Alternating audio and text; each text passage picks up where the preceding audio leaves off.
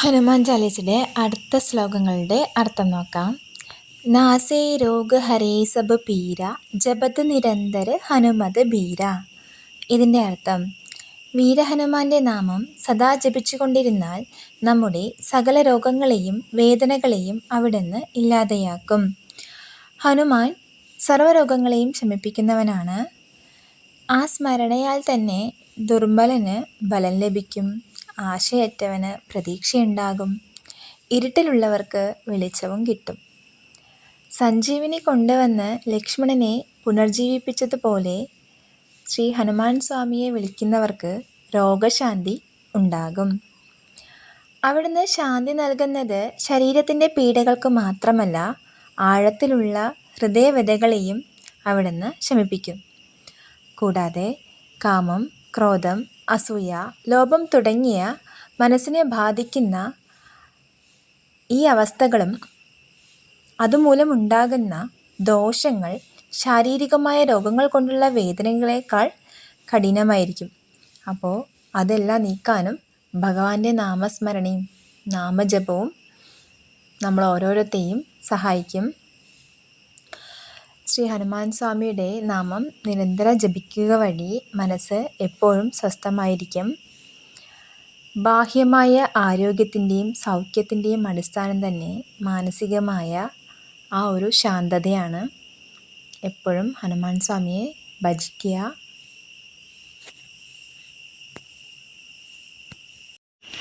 അടുത്ത ശ്ലോകം. സങ്കടത്തെ ഹനുമാന് ചുടാവേ മനക്രമ ഭജന ധ്യാനുജോലാവേ. അതായത്, മനസ്സുകൊണ്ടും വാക്കുകൊണ്ടും പ്രവൃത്തി കൊണ്ടും അങ്ങയെ സ്മരിക്കുന്നവൻ്റെ എല്ലാ സങ്കടങ്ങളും അങ്ങ് തൽക്ഷണം തീർത്തു കൊടുക്കുന്നു. അതാണ് ഈ ശ്ലോകത്തിൻ്റെ അർത്ഥം. ജീവിതം പലവിധ ക്ലേശങ്ങൾ നിറഞ്ഞതാണല്ലോ. അവയിൽ പലതും അത്യധികം ദുസ്സഹവുമായിരിക്കും. ഈ സങ്കടങ്ങളിൽ നിന്നൊക്കെയും നമ്മളെ മോചിപ്പിക്കാൻ ഹനുമാന് അപാരമായ കഴിവുണ്ട്. എന്നാൽ തുളസീദാസ് ഒരു നിർദ്ദേശം മുന്നോട്ട് വയ്ക്കുന്നുണ്ട്. പൂർണ്ണ മനസ്സോടുകൂടി വേണം അവിടുത്തെ സ്മരിക്കാൻ. വാക്ക്, കർമ്മവിചാരങ്ങൾ ഒരുപോലെ ശുദ്ധവും ഭക്തിപൂർണവുമായിരിക്കണം. വിശ്വാസപൂർവ്വം ഹനുമാനെ സ്മരിക്കുക, പ്രേമപൂർവ്വം ആ നാമം ജപിക്കുക, അവിടുന്ന് കാണിച്ചു തന്നിട്ടുള്ള നിഷ്കാമ ബുദ്ധിയോടുകൂടി ഓരോ കർമ്മവും ചെയ്യുക. നമ്മൾ അവിടുത്തെ സംരക്ഷണത്തിലായി കഴിഞ്ഞു. ഹനുമാൻ എല്ലാ സങ്കടങ്ങളിൽ നിന്നും നമ്മളെ ഉയർത്തും. അവിടുത്തെ കാരുണ്യത്താൽ തടസ്സങ്ങൾ നീങ്ങും. ധൈര്യപൂർവ്വം എന്തും സഹിക്കാനുള്ള ശക്തി നമ്മളിൽ ഉണ്ടാവും. അടുത്ത ശ്ലോകത്തിൻ്റെ അർത്ഥം. സബപര രാമ തപസ്വി രാജ തിൻകേ കാജ സകല തുമ സാജ. ഇതിൻ്റെ അർത്ഥം, മഹർഷിമാരിൽ രാജാവാണ് ശ്രീരാമൻ. അവിടുത്തെ ദൗത്യങ്ങളാണ് ശ്രീ ഹനുമാൻ നിറവേറ്റിയത്. ഹനുമാൻ തൻ്റെ കീർത്തിക്കായിട്ട് ഒരു കർമ്മവും ചെയ്തിട്ടില്ല. ശ്രീരാമൻ്റെ ദൗത്യ നിർവഹണം മാത്രമായിരുന്നു തൻ്റെ ജീവിത ലക്ഷ്യം തന്നെ. ദൂതനായും യോദ്ധാവായും രോഗശാന്തി അരുളുന്നവനായും സംരക്ഷകനുമായും ഒക്കെ ശ്രീ ഹനുമാൻ സേവനം അനുഷ്ഠിച്ചു. അതെല്ലാം തന്നെ ശ്രീരാമൻ്റെ ആജ്ഞാനുവർത്തിയായിട്ടായിരുന്നു. ശ്രീരാമനെ തപസ്വി രാജ എന്നാണ് തുളസീദാസ് വിശേഷിപ്പിക്കുന്നത്. ധർമ്മത്തിൻ്റെയും ത്യാഗത്തിൻ്റെയും പാതയിൽ അടിയുറച്ചു നിന്ന് രാജ്യം ഭരിച്ച രാജാവായിരുന്നല്ലോ ശ്രീരാമചന്ദ്രൻ. അതേ മനോഭാവം തന്നെയാണ് ഹനുമാനിലും പ്രതിഫലിക്കുന്നത്. അവിടുത്തെ ഓരോ ചിന്തയും കർമ്മവും മറ്റുള്ളവരെ സഹായിക്കാൻ വേണ്ടിയായിരുന്നു. തൻ്റെ സ്വാമിയുടെ ആജ്ഞ നിറവേറ്റുകയാണ് ഏറ്റവും ഉത്കൃഷ്ടമായ സേവനമെന്ന് ഹനുമാൻ കാണിച്ചു തരുന്നു. നമ്മുടെ കർമ്മങ്ങൾ നമ്മൾ ഈശ്വരനായി സമർപ്പിക്കുമ്പോൾ ജീവിതത്തിന് ദൈവികമായ മാനങ്ങൾ കൈവരും. അതാണ് ഹനുമാൻ നമ്മളെ പഠിപ്പിക്കുന്നത്. അടുത്ത ശ്ലോകത്തിൻ്റെ അർത്ഥം നോക്കാം. ഔര മനോരഥ ജോ കൊയിലാവേ സോയി അമിത് ജീവന ഫലപാവേ. ഇതിൻ്റെ അർത്ഥം, ആഗ്രഹ സാഫല്യത്തിനായി അവിടുത്തെ സമീപിക്കുന്നവരുടെ ആശകളൊക്കെ അവിടുന്ന് സഫലമാക്കി കൊടുക്കുന്നു. ശ്രീ ഹനുമാൻ സ്വാമി എല്ലാവരോടും അങ്ങേയറ്റം അനുകമ്പയുള്ളവനാണ്. ലൗകികമായ ആഗ്രഹങ്ങൾ നിറവേറ്റി കിട്ടാനായി ശ്രീ ഹനുമാൻ സ്വാമിയെ സമീപിക്കുന്നവരെയും അവിടുന്ന് നിരാശനാക്കുന്നില്ല. അവരുടെ ആഗ്രഹങ്ങൾ അവിടുന്ന് സഫലമാക്കി കൊടുക്കുന്നു.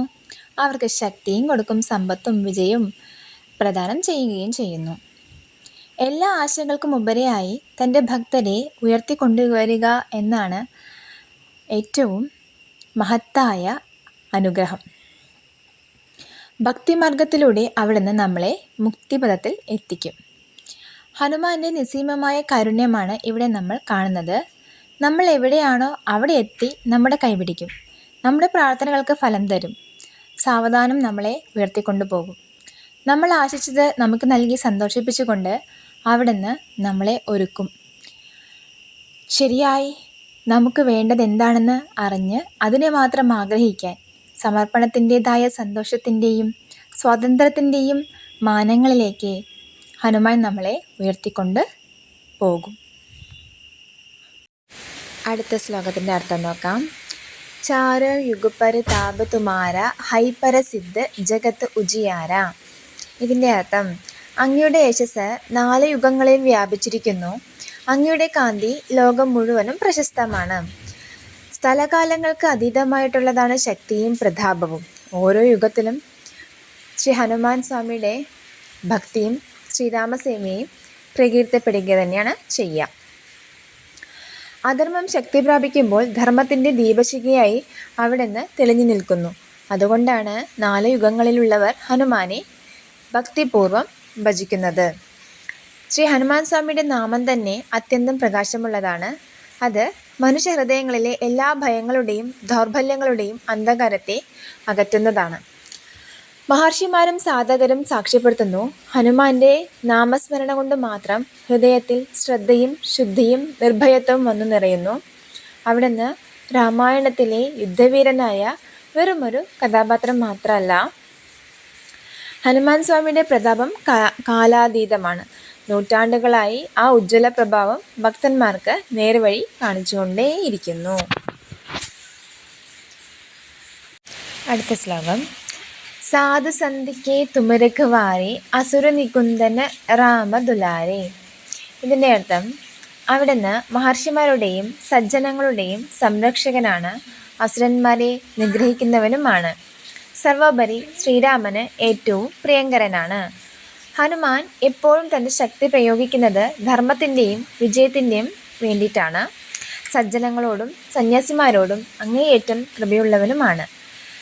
അവരെ എല്ലാവിധ ദോഷങ്ങളിൽ നിന്നും രക്ഷിക്കാൻ ഹനുമാൻ ഓടിയെത്തുന്നു. അതേസമയം ദുഷ്ടശക്തികളുടെ നേരെ നിർഭയനായി ഉഗ്രമൂർത്തിയായി നിലകൊള്ളുകയും ചെയ്യുന്നുണ്ട്. സ്വാർത്ഥലാഭത്തിനായിട്ട് ഹനുമാൻ ഒരിക്കലും യുദ്ധം ചെയ്യുന്നില്ല. ധർമ്മം രക്ഷിക്കപ്പെടണം എന്നൊരു ലക്ഷ്യം മാത്രമേ ആ മനസ്സിൽ ഉണ്ടായിരുന്നുള്ളൂ. ഈ ആർദ്രതയുടെയും നിർഭയത്വത്തിൻ്റെയും സുന്ദരമായ സമന്വയം ഹനുമാനെ ശ്രീരാമന് ഏറ്റവും പ്രിയപ്പെട്ടവനാക്കി തീർത്തു. അവിടുത്തെ സാന്നിധ്യത്തിൽ ഭക്തന്മാർ പൂർണ്ണ സുരക്ഷിതത്വം അനുഭവിക്കുന്നു. അവരെ ബാഹ്യമായും ആന്തരികമായുമുള്ള എല്ലാ വിദ്യകളിൽ നിന്നും അവിടുന്ന് രക്ഷിക്കുന്നു. നേരായ വഴിയിലൂടെ നിർഭയം മുന്നോട്ട് പോകാൻ വേണ്ട മനോബലം പ്രദാനം ചെയ്യുകയും ശ്രീ ഹനുമാൻ സ്വാമി ചെയ്യുന്നു. അടുത്തത്, അഷ്ടസിദ്ധിനോ നിധിക്കേ ദാത അസുബരധീന ജാനകി മാതാ. ഭക്തർക്ക് 8 സിദ്ധികളും 9 നിധികളും നൽകാൻ കഴിവുറ്റവനാണ് ശ്രീ ഹനുമാൻ. അത് സീതാദേവിയിൽ നിന്നും ലഭിച്ച മഹത്തായ വരത്തിൻ്റെ ഫലമായാണ്. സീതാമാതാവ് അമൂല്യമായ വരങ്ങൾ ഹനുമാന് നൽകി അനുഗ്രഹിച്ചു. അതിൻ്റെ ഫലമായി തന്നെ ഭജിക്കുന്നവർക്ക് ആത്മീയമായ പൂർണ്ണതയും ലൗകികമായ സമ്പത്തും പ്രദാനം ചെയ്യാൻ ശ്രീ ഹനുമാൻ കഴിവുറ്റവനായി. 8 സിദ്ധികളിൽ ഉൾപ്പെട്ടിരിക്കുന്നത് അസാമാന്യമായ കഴിവുകളാണ്. അണുവോളം ചെറുതാകാം, പർവ്വതത്തോളം വലുതാകാം. ഈ കഴിവുകൾ അഷ്ടസിദ്ധികൾ ഉൾപ്പെടുന്നതാണ്.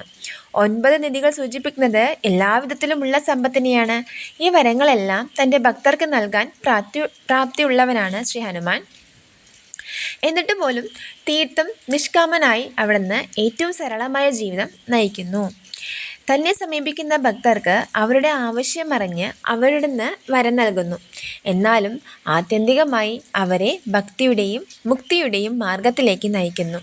തൻ്റെ സിദ്ധികളിലും നിധികളിലും വായുപുത്രൻ അഭിരമിക്കുന്നില്ല. ശ്രീരാമസേവയിൽ മാത്രമാണ് അവിടുന്ന് മതിമറന്ന് ആനന്ദിക്കുന്നത്.